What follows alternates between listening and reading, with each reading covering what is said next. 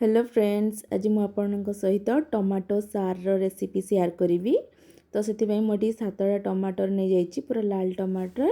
तापर आम टमाटर को एमती चारिपटू काटी नहीं जावा, तापर ताको पानी रे फुटे नहीं जावा।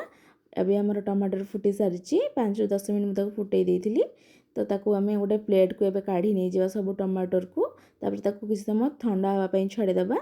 एबे हमर टमाटर ठंडा हो सारी, तार चोपा सब काढ़ी देकी तापर आम गोटे ग्राइंडर जार रे ताकू पुरई दबा। एबे मु सब टमाटर को ग्राइंडर जार रे पुरई देछि।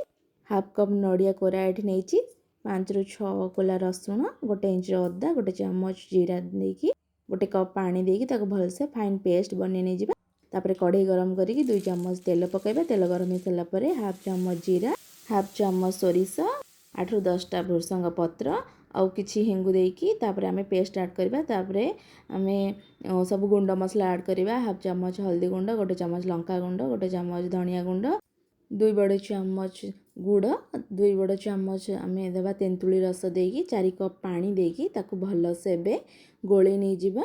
तापर आमे कलर पई मोठी हाफ चम्मच काश्मीरी रेड चिली ऐड करूची, ताकू भल से एमदी मिक्स कर नै जिबा। हाई फ्लेम रे प्रथमे ताकू फुटीबा को छाड़ देबा। एबे हमर फुटी सारी आमे ताकू लीड दे देबा। 5 ରୁ 10 मिनट दे देबे। देखिबे 5 ରୁ 10 मिनट फुटी सारला परे लीड काढ़ी की स्वाद अनुसार लूण पकेबे। एठी 2 चम्मच मु नेछि कटा धनिया पत्र, ताकू भल से मिक्स कर नै जिबा।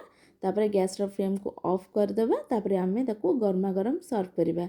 एबे हमर रेडी जाइछि टमाटो सार रो रेसिपी। आपन जदि ए रेसिपी भल लागुछि निश्चिंत घरे थरे ट्राई करंतु बनेकी। और केमिति लागला आपणकर अनुभव मो सहित शेयर करंतु। या भात सहित खाइले बहुत ही टेस्ट लगिवो।